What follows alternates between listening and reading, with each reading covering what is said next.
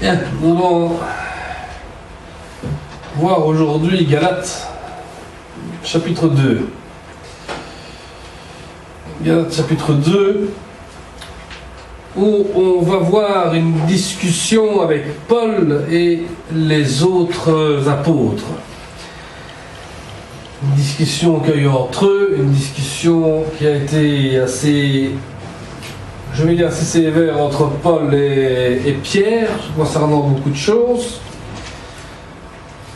Mais on doit comprendre aussi nous-mêmes quelles sont les œuvres de Christ et aussi les œuvres de la loi. Parce que des fois, on veut toujours mettre en pratique la loi, mais on oublie de faire les œuvres pour Christ. Galates, chapitre 2, verset 1 dit « 14 ans plus tard, je suis monté de nouveau à Jérusalem, avec Barnabas. J'avais aussi pris Tite avec moi. J'y suis monté à la suite d'une révélation, et je leur ai présenté l'évangile que je prêche parmi les non-juifs. Je l'ai exposé en privé à ceux qui sont les plus considérés, afin de ne pas courir ou avoir couru pour rien.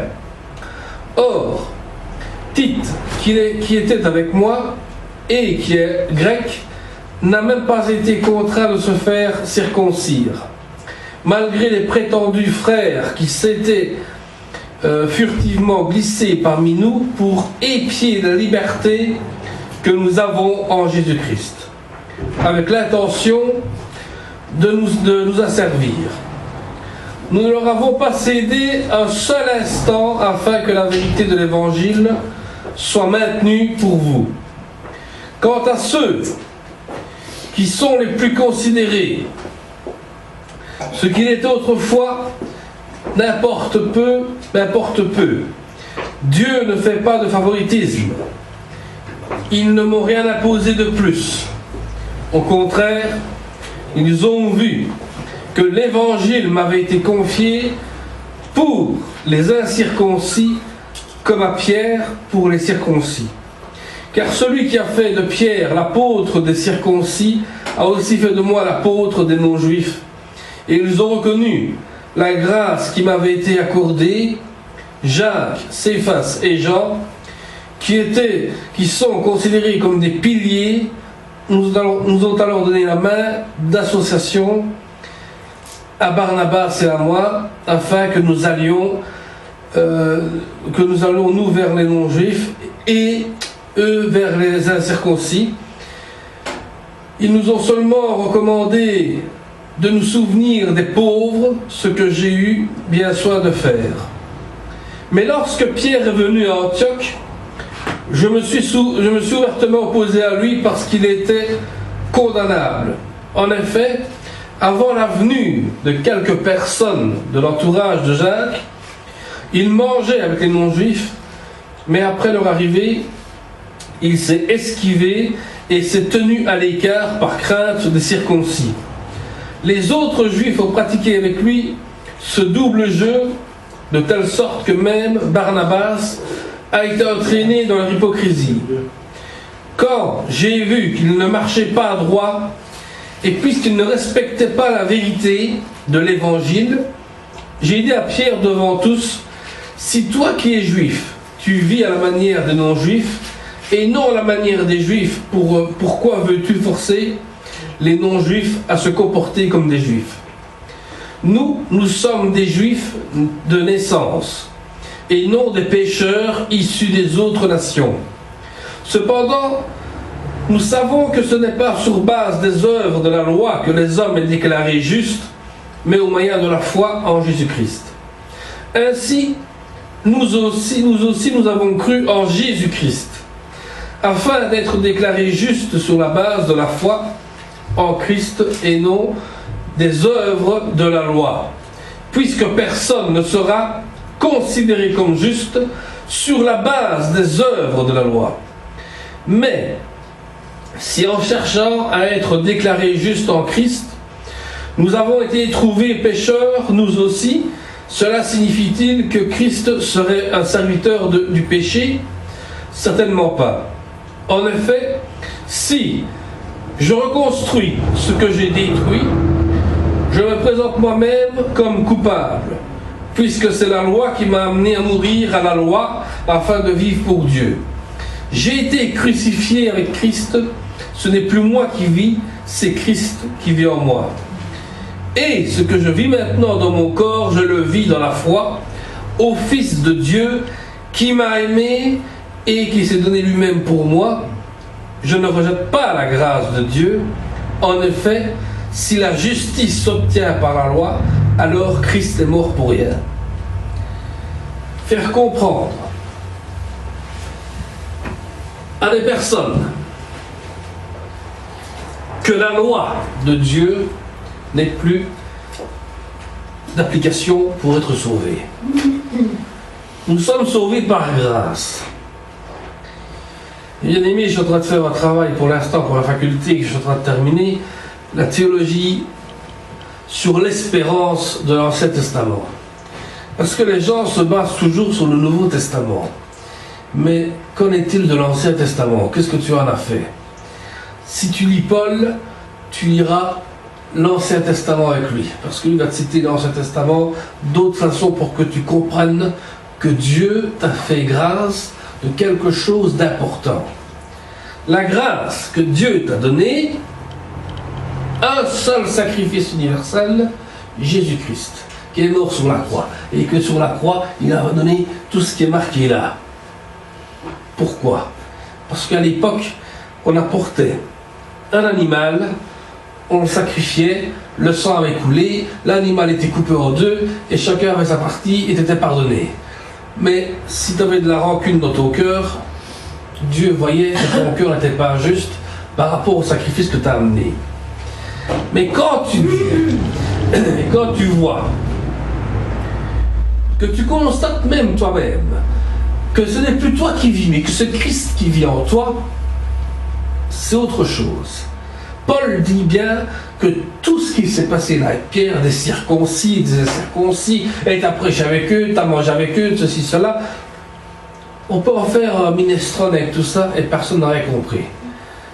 Nous devons aller prêcher l'évangile à des païens, comme à des chrétiens, comme à beaucoup de monde, pour leur dire qu'il faut revenir à Christ, qu'il faut revenir à la préparation de l'Église de Christ, que les chrétiens sont l'Église, qu'ils doivent être prêts pour le retour de Christ. Celui qui vous parle ce matin, normalement, n'était plus parmi vous ce matin. Je devrais être dans un cercueil ou à l'hôpital.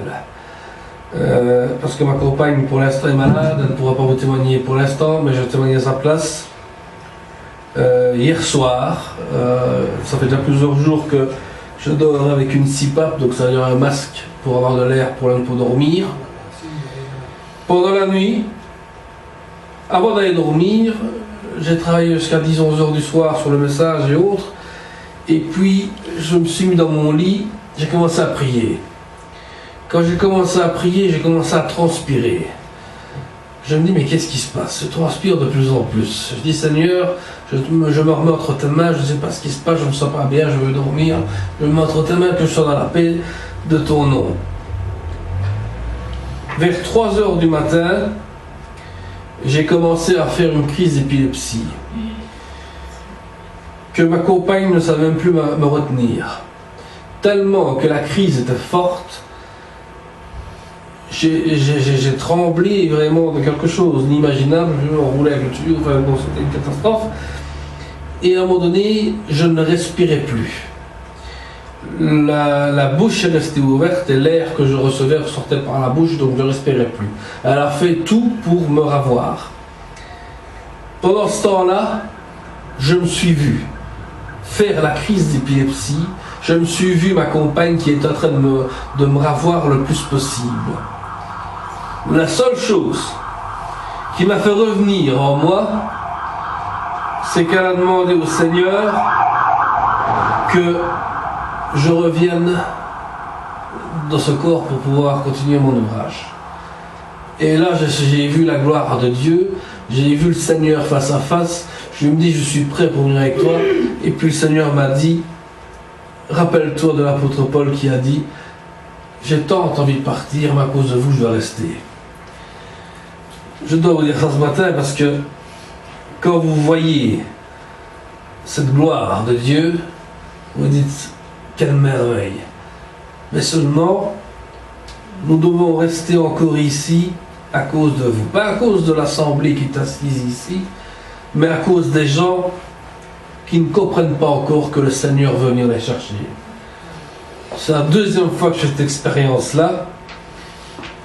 Ma fiancée, ma femme, pardon, commence à dramatiser, commence à être affaiblie avec tout ça parce qu'elle se dit, mais est-ce que tu vas partir réellement ou alors est-ce que c'est une expérience? Je ne sais pas vous expliquer plus que ça, mais tout ce que je peux vous dire, c'est que le Seigneur est proche et que le Seigneur veut vous prendre.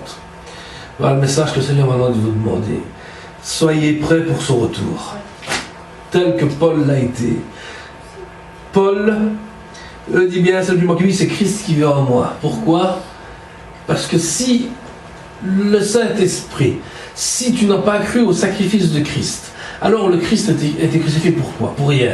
Juste pour dire, on a crucifié un chef religieux, et voilà, c'est terminé, au revoir, merci. Non, on a crucifié le vrai Dieu qui est venu sur terre pour répandre son esprit. C'est comme un robinet. Quand tu l'ouvres, l'eau elle coule. Et puis tu casses le robinet, tu peux le refermer parce que l'eau va tellement couler et ça va être comme ça. Le Saint-Esprit, c'est ça. C'est le robinet que tu ouvres et puis tu casses et puis après, il se déverse en toi énormément. 14 ans plus tard, Paul revient de voyage avec Barnabas et Tite. En fait, pour comprendre ce voyage-là avec Barnabas et Tite, son voyage est mentionné en 2 Corinthiens, chapitre 2, versets 10 à 12. Or, à qui vous pardonnez, je vous pardonne aussi. Est-ce que j'ai pardonné? Si j'ai pardonné quelque chose, c'est à cause de vous, en présence de Christ, afin de ne pas laisser Satan l'avantage sur nous. Car nous n'ignorions pas ses desseins. Au reste, lorsque je fus arrivé à Troas, pour l'évangile de Christ, quoique le Seigneur m'y eût ouvert une porte, je n'eus point de repos d'esprit, parce que je ne trouvais pas Tite, mon frère. C'est pourquoi, ayant pris congé d'eux, je partis pour la Macédoine. La deuxième lettre aux Corinthiens, Paul avait écrit une seconde lettre aux Corinthiens pour dire que je ne suis pas présent dans votre église parce que je recherche absolument Tite pour voir comment est-ce que se passe l'évangile là-bas. C'est mon frère, il faut absolument que je voie comment ça se passe. Et puis quand il l'a retrouvé, il était content. Mais Paul dit bien, à qui vous pardonnez, je vous pardonne aussi. Est-ce que j'ai pardonné? Si j'ai pardonné quelque chose, c'est à cause de vous en présence de Christ. C'est-à-dire que si Paul n'a pas demandé pardon à quelqu'un ou autre, s'il le fait, il le fait en présence de Christ. Il dit, je pardonne si j'ai fait du mal à quelqu'un, je vous pardonne dans le nom du Seigneur Jésus-Christ. Pourquoi est-ce qu'il prononce ce nom Jésus-Christ? Parce qu'il ne veut pas laisser Satan l'avantage de prendre le pouvoir sur vous et de continuer à faire les mauvaises œuvres. C'est pourquoi Paul aussi dit, je n'ai pas eu de repos d'esprit parce qu'il ne trouvait pas Tite. Donc il a pris congé de ses frères, de Barnabas et d'un autre pour pouvoir aller chercher Tite. Parce qu'il avait besoin de son frère Tite pour continuer l'ouvrage. L'église elle-même est née à Jérusalem. Les apôtres avaient un genre de quartier général, qu'on appelle ça, et les chrétiens l'appellera l'église mère. Notre première église, notre église mère, se trouve à Jérusalem. Là où Jésus a dit, attendez ici le Saint-Esprit. Alléluia. Quand ils ont été baptisés du Saint-Esprit, Jésus leur a dit, allez dans toutes les nations et faites des disciples en mon nom. Mais certains sont restés à Jérusalem. Paul a fait face à des idées qui n'était pas de Jérusalem. Il défend son compte rendu de son voyage. Sa révélation était de trouver Tite un païen converti. C'est-à-dire que Paul voulait montrer que même un païen qui a entendu la parole de Dieu, se soumet à l'autorité de Dieu, se laisse baptiser dans le Saint-Esprit, accepte Jésus-Christ comme sauveur,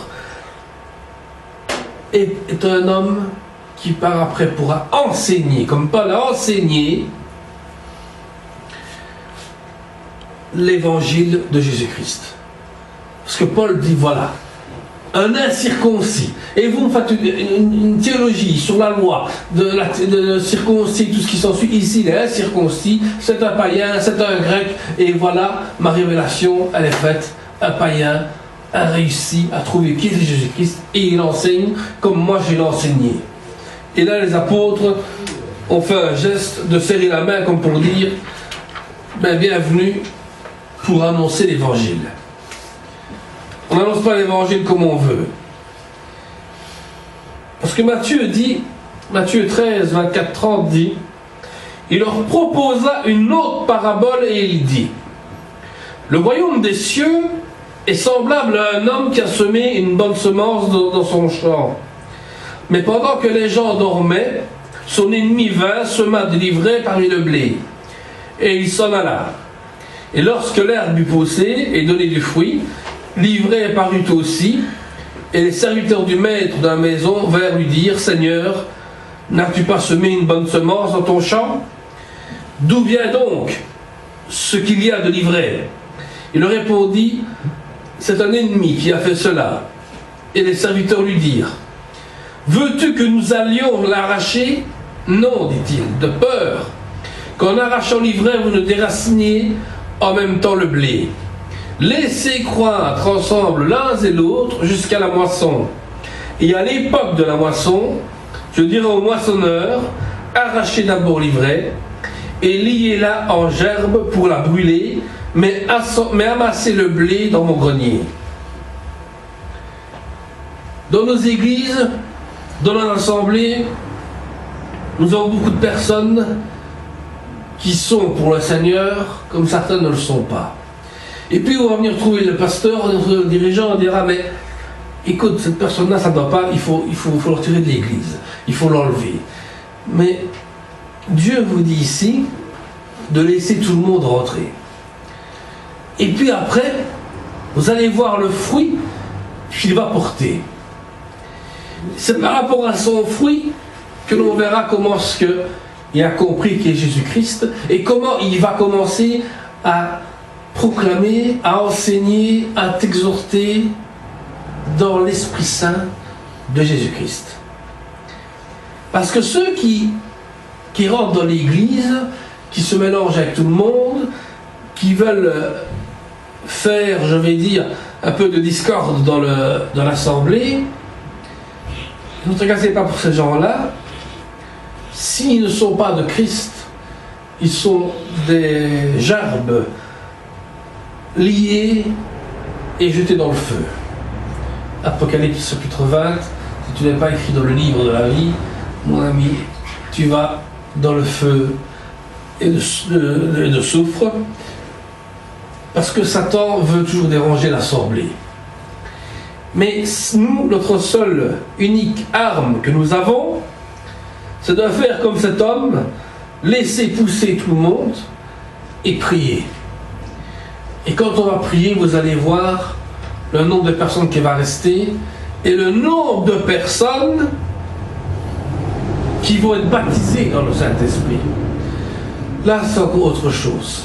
Ici, Paul fait vraiment bien comprendre que, et même Jésus nous a fait comprendre, que nous devons porter du fruit.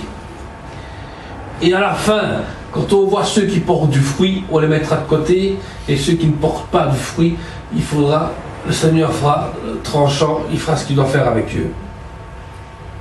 Donc Jésus avait déjà enseigné à travers cette parabole que quand on sème la bonne semence de Dieu, Satan vient aussi semer le mensonge. Parce que bien souvent, quand on veut enseigner la parole de Dieu, on enseigne une parole de vérité. Mais Satan, n'oubliez jamais, c'est un serpent. Il passe partout. Un serpent, le moins gros trou qu'il peut trouver, il passe. Quelle que soit la grosseur du serpent, leur peau est tellement souple qu'il passe partout où il veut. Même un petit trou comme ça, là, par terre, il sait encore passer dedans. Pourquoi? Parce que Satan veut semer le mensonge dans votre tête.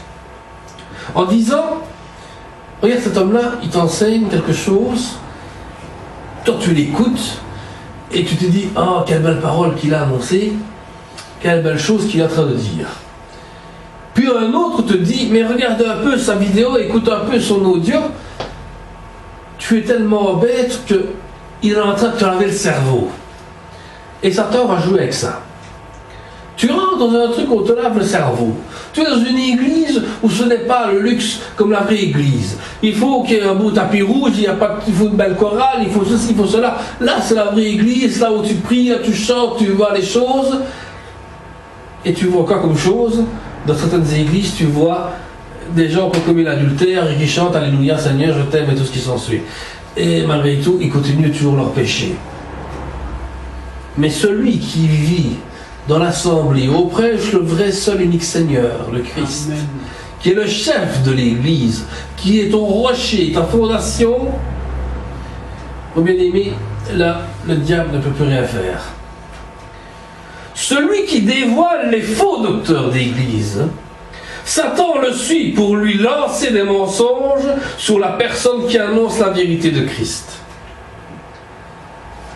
Si vous voulez encore des enseignements, des choses que j'ai encore reçues, je peux vous encore en lâcher. Plus j'annonce la vérité, plus je détruis tous ces faux docteurs d'église. Comme je vous ai toujours dit, le pape François, les cardinaux et tout ce qui s'ensuit, des gens qui sont toujours bien habillés avec des grosses croix en chaîne là, qui leur font mal au cou tellement que c'est lourd. Et bien aimé, ces gens-là sont en train de vous amener dans le mensonge. Et j'ai toujours dit, je suis prêt à les voir et à parler avec eux. Mais seulement le problème, c'est que j'ai jamais été voir ce site du Vatican pour aller parler avec un de cardinaux là-bas ou même avec le pape, s'il le faut. Sur Internet, j'ai été voir le Vatican pour avoir des rendez-vous. J'ai même pris un rendez-vous et malgré tout, on m'a quand même refusé. On m'a refusé parce qu'ils ne savent pas comment parler avec moi. Je ne parle que de l'évangile, je ne cherche juste qu'à savoir quels sont vos enseignements, quelles sont vos fondations. On ne veut pas me répondre, ou alors il y a une attente de 2-3 ans avant de pouvoir rencontrer un cardinal là-bas qui peut me recevoir pour discuter et tout ce qui s'ensuit. Parce qu'ils ont peur qu'on annonce une vérité. Parce que les faux docteurs, quand vous les dévoilez, ils n'aiment pas. Ils n'aiment pas. Ils n'aiment pas. Et vous êtes attaqués dans tous les sens. Et bien souvent, à la faculté, on me dit, toi, tu es Martin Luther. Tu es toujours là contre ce que les autres disent. Oui, je suis comme Martin Luther parce que moi, je veux que la vraie vérité soit annoncée. La seule unique. Il y a un auteur qui s'appelle Henri Blocher qui disait le Christ n'est pas venu sur terre comme une comète. C'est pas une comète qui est descendue sur terre comme ça et puis on a vu une pierre, ah, c'est Jésus. Non, c'est pas ça. Jésus est né par le Saint-Esprit et Jésus répand son Saint-Esprit parce qu'il veut nous sauver par sa grâce. Or, le plus grand rachat qu'il a pu faire pour que nous soyons rachetés. Et Paul, dans son voyage, a averti des anciens de faire attention et de prendre garde au troupeau qui a été donné par le Saint-Esprit. Parce que bien souvent, on se laisse influencer par d'autres pasteurs ou autres pour collaborer et tout ce qui s'ensuit, mais seulement les anciens ne font pas attention au troupeau là où ils vont. Des fois, je dis à certains, vous pouvez aller, réunion de prière là, chez notre frère Laurent, le jeudi, vous pouvez aller là-bas, il n'y a aucun problème, j'ai déjà été, vous êtes bénis. Si vous voulez aller à l'église de la paix le mercredi pour l'étude biblique, vous pouvez y aller. C'est une église où vous allez apprendre beaucoup de choses. Mais il y a d'autres églises où je vous dirais non, ne pas y aller. Parce que vous allez être pris par la philosophie des pasteurs, comment est-ce que vous parlez.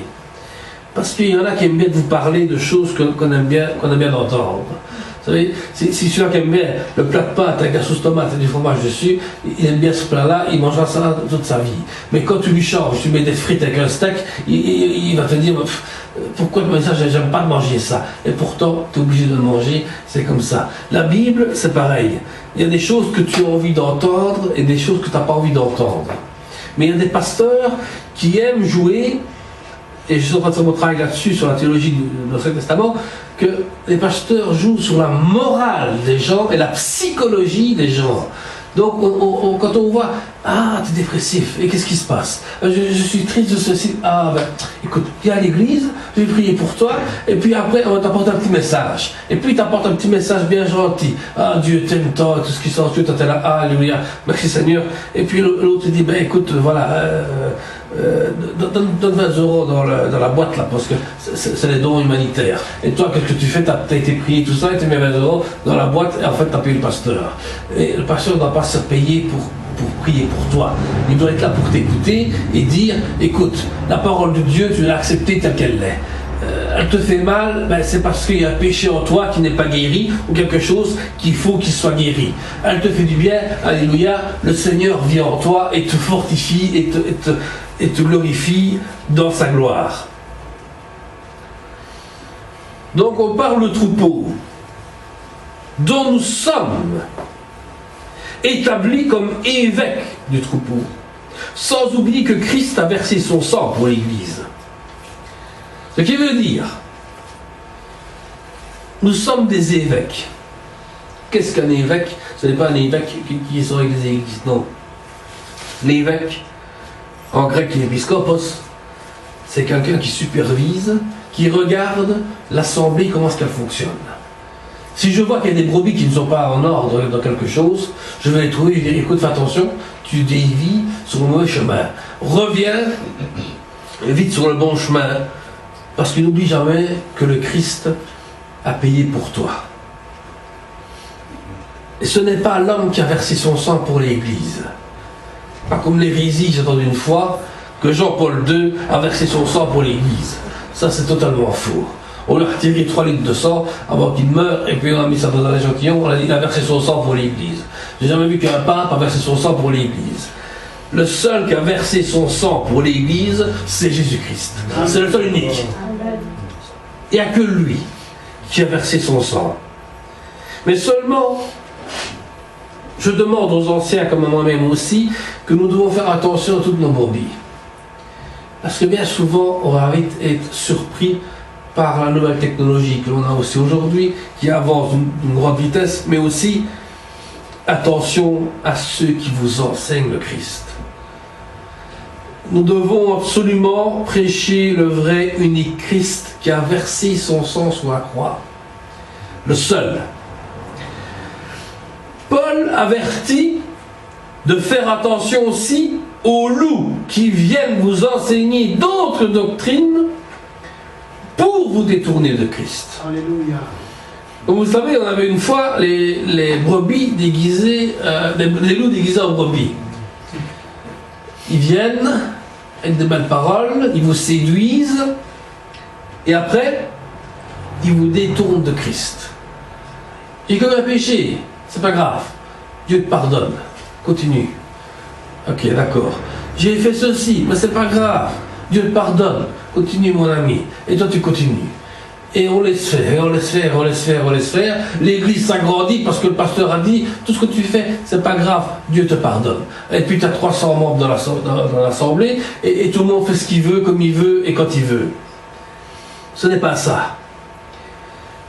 Ce qu'il faut, c'est vous attacher, surtout pas vous attacher à des esprits d'hypocrisie, de jalousie, de division, d'orgueil. Et surtout ne pas laisser vous jouer avec votre conscience.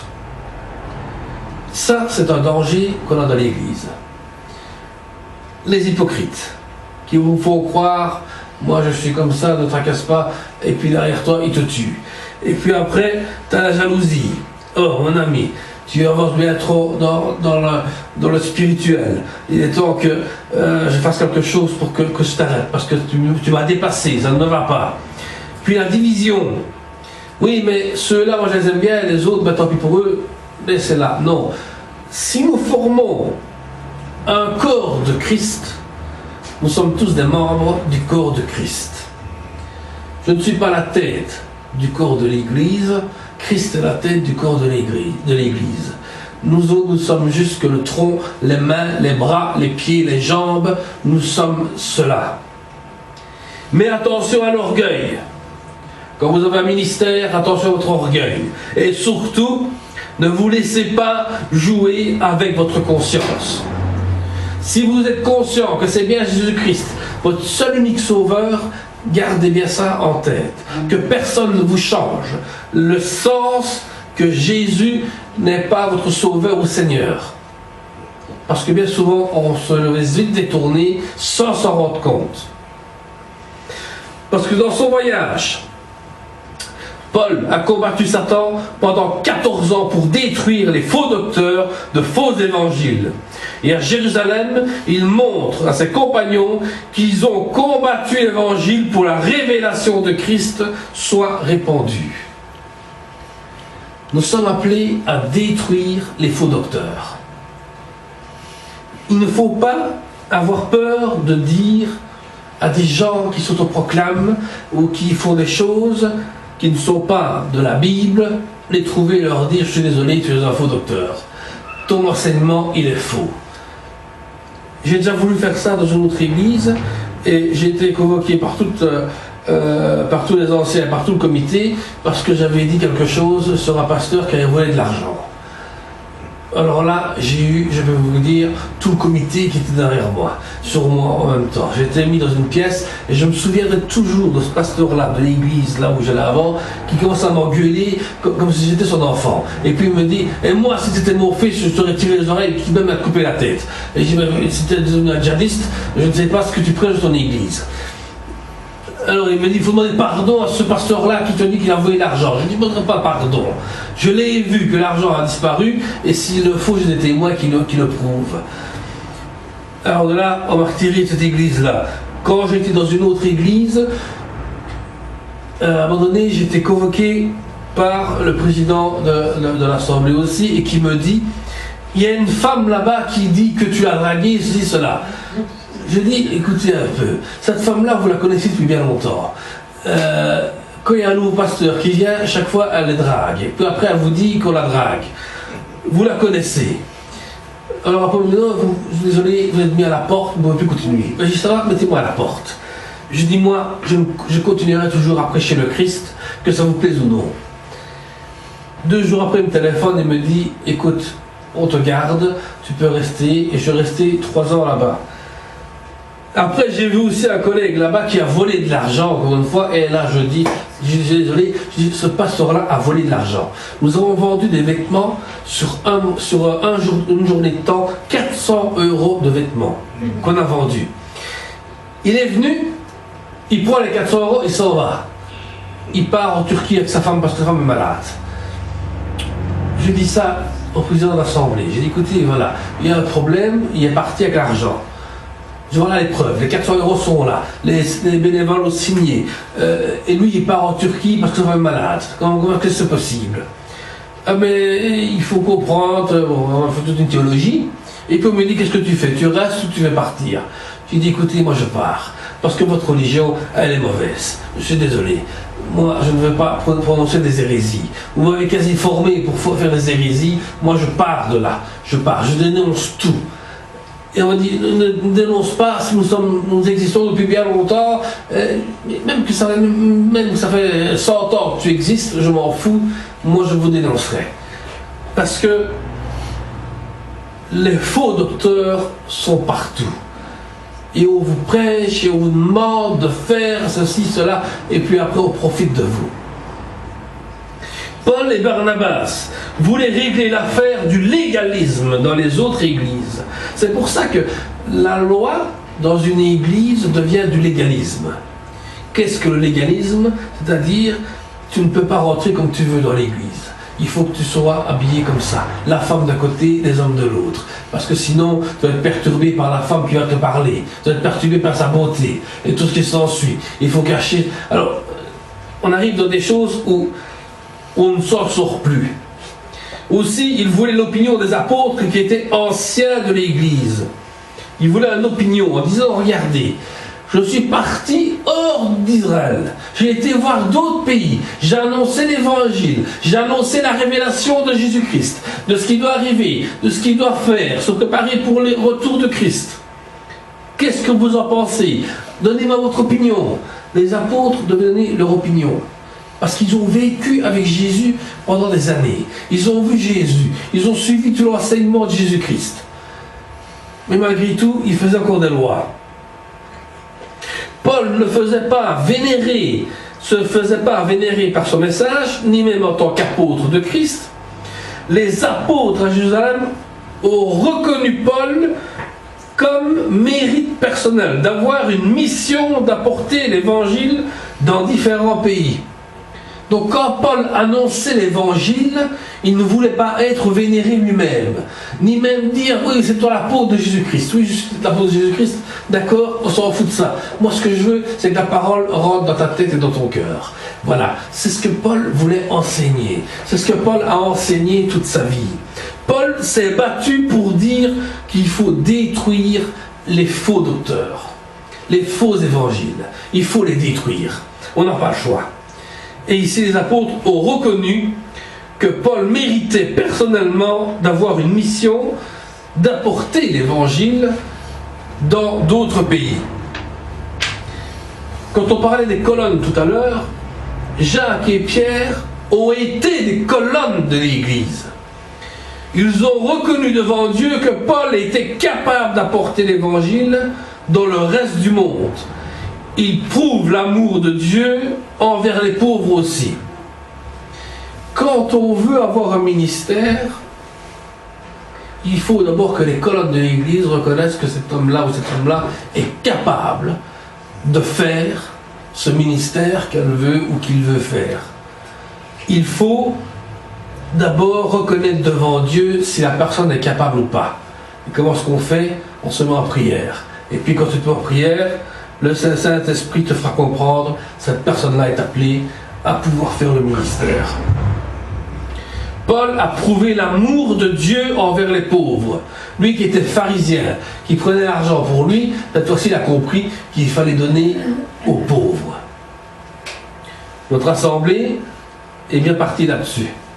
Le mardi, comme le jeudi, avec l'étude biblique que l'on fait, on donne aussi aux pauvres ce que l'on reçoit. Prendre soin des pauvres n'est pas seulement qu'une raison pratique. C'est une responsabilité spirituelle. Ne pas le faire devient une désobéissance à Dieu. Si vous n'aidez pas un pauvre, spirituellement ou matériellement, je parle bien matériellement, je parle au niveau nourriture, qu'on puisse l'aider. Quand l'Église sait apporter de la nourriture à une personne qui en a besoin, nous sommes appelés à le faire.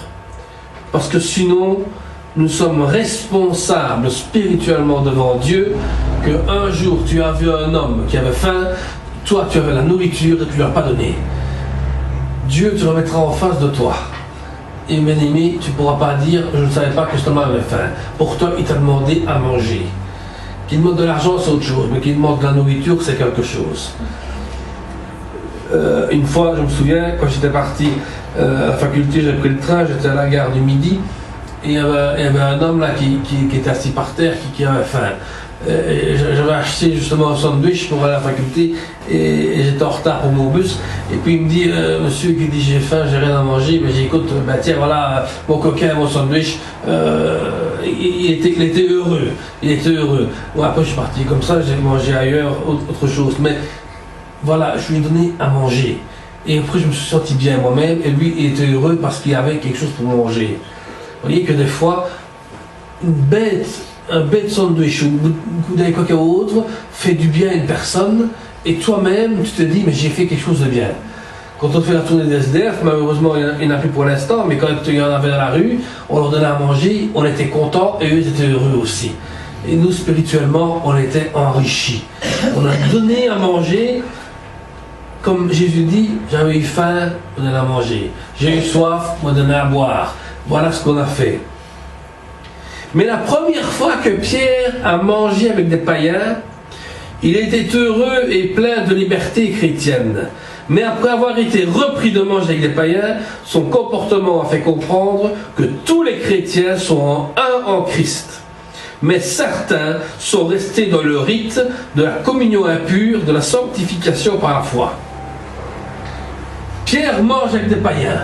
Il est heureux, il a mangé, ils ont mangé avec lui, il a peut-être partagé la parole de Dieu. Quelle chose magnifique. Et pour le reproche, Pierre, t'as mangé des païens.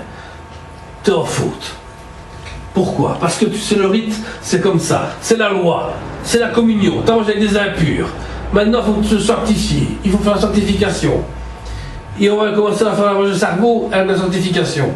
Mais s'il a mangé avec des païens, et qu'il a prié avec les païens, qu'il a même annoncé l'évangile avec les païens, il a été sanctifié déjà depuis bien longtemps.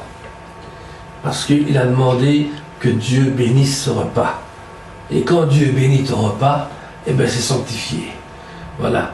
Il n'y a pas besoin de dire, maintenant il faut te rependre, il faut te sanctifier, il faut arrêter avec ces choses-là. Il faut bien comprendre que quand tu as prié, tu as prié avec foi, eh bien Dieu a béni selon ce que tu as demandé.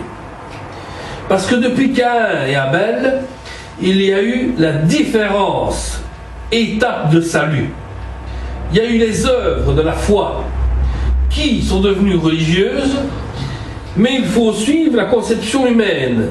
Obéir au mensonge de Satan devient une imitation de Caïn. Celui qui suit la conception divine devient l'imitation d'Abel et suit le chemin du pardon. Si vous vous souvenez, jeudi, on a vu Caïn et Abel. La différence qu'il y avait entre les deux. Quelle est la différence? C'est que Caïn était plutôt tout pour lui. Quelqu'un qui ne voulait pas donner. Mais Abel donnait avec cœur au Seigneur.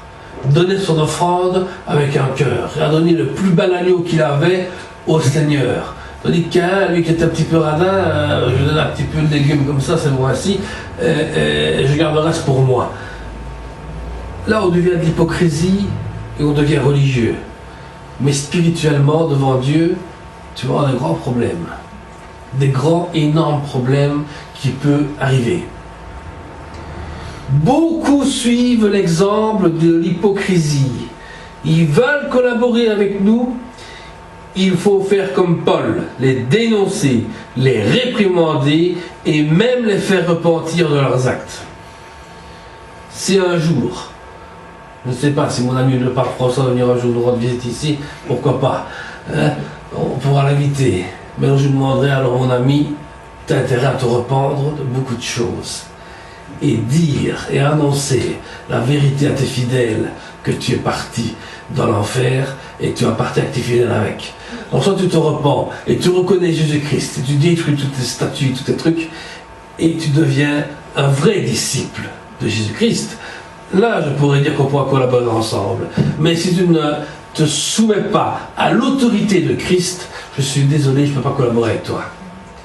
Ici, nous collaborons avec deux églises, mais deux églises qui sont dans le Seigneur.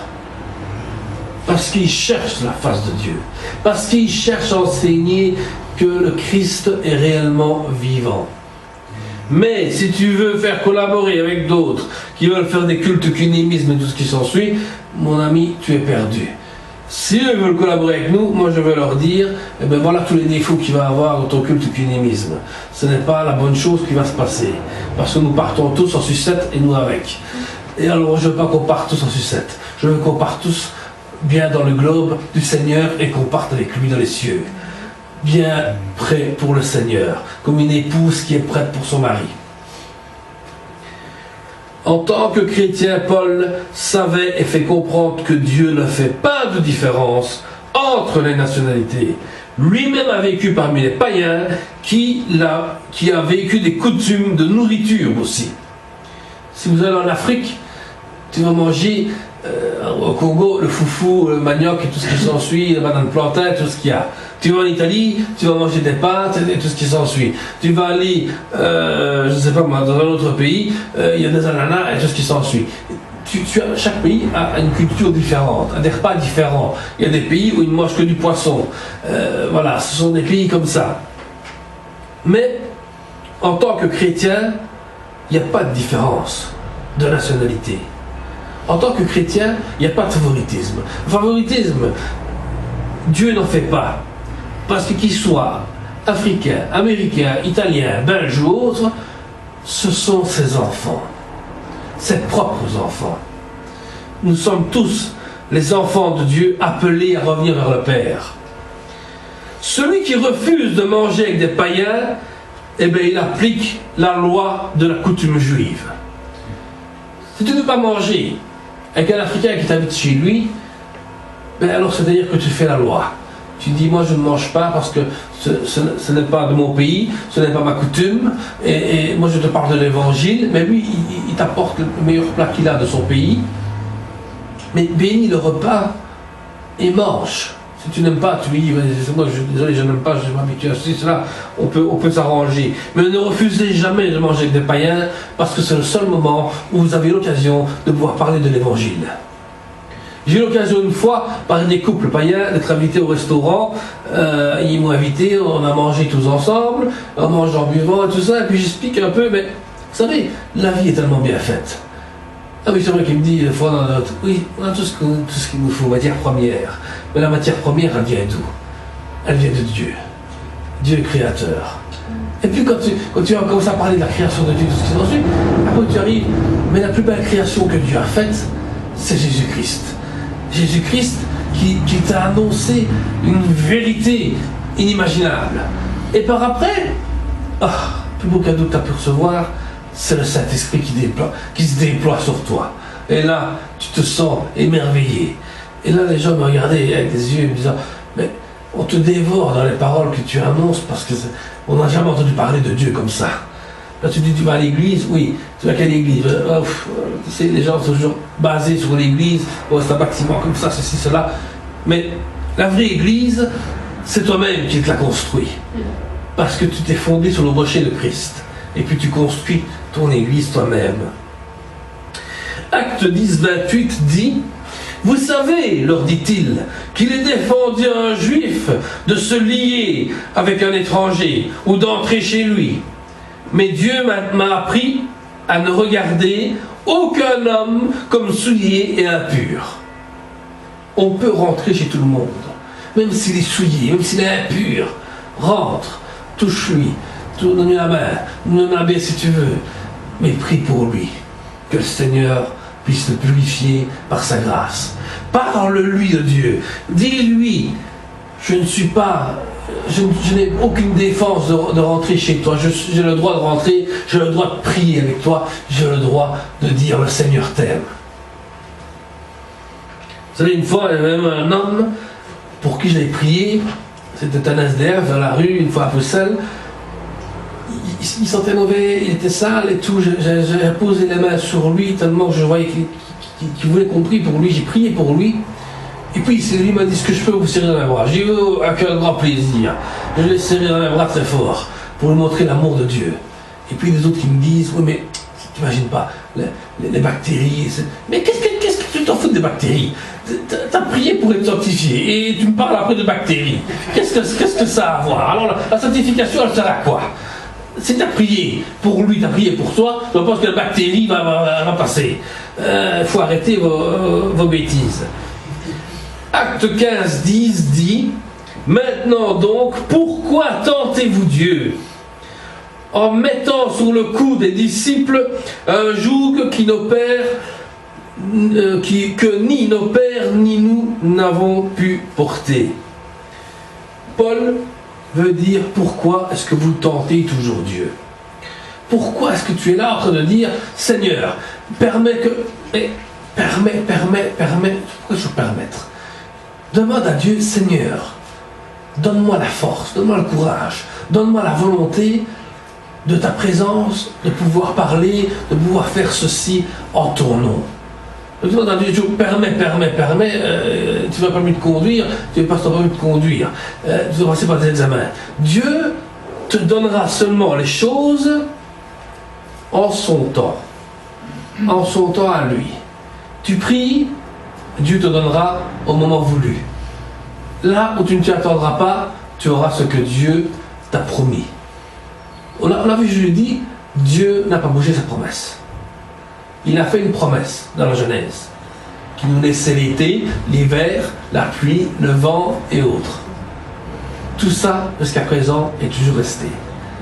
Même si nous sommes dans le temps apocalyptique ou eschatologique, il nous laisse toujours la promesse qu'il nous a faite. La pluie, le vent, l'été et tout ce qui s'ensuit. On n'a pas à nous plaindre. On n'a pas à nous plaindre là-dessus. Parce que Dieu nous a fait une promesse. Il l'a gardée. Mais maintenant, c'est à nous de garder la promesse. C'est à nous de dire, moi je vais me lever et avancer pour Dieu. Je veux être crucifié en Christ et que Christ vit en moi. C'est ce qui va sortir de notre bouche. Ce n'est plus moi qui vis. Cette chair-là, elle est morte, elle est dégradée, les asticots l'ont mangée. Et maintenant, c'est le Christ qui vit en toi. C'est le Saint-Esprit qui vit en toi. C'est là que tu dois sentir cette présence, cette puissance qui est en toi. Voilà. Soyez bénis. Je vous laisse dans le nom du Seigneur. Dans ce message, nous allons prier pour conclure. Seigneur, te remercions, te bénissons, Seigneur, parce que tu es le Dieu Tout-Puissant. Merci. Seigneur, encore aujourd'hui, nous te demandons, Seigneur, que chaque personne ici présente se lève pour ta gloire. Que personne ne dise « Non, je n'ai pas été appelé de Dieu ». Si, nous sommes tous appelés pour servir le Seigneur. Aujourd'hui, si tu sens son appel, demande à Dieu qu'il te force, qu'il te donne la sagesse, la force et la puissance d'accomplir cette mission que Dieu t'a donnée. Et que tu sois reconnu devant Dieu parce que tu es son disciple pour aller annoncer l'évangile.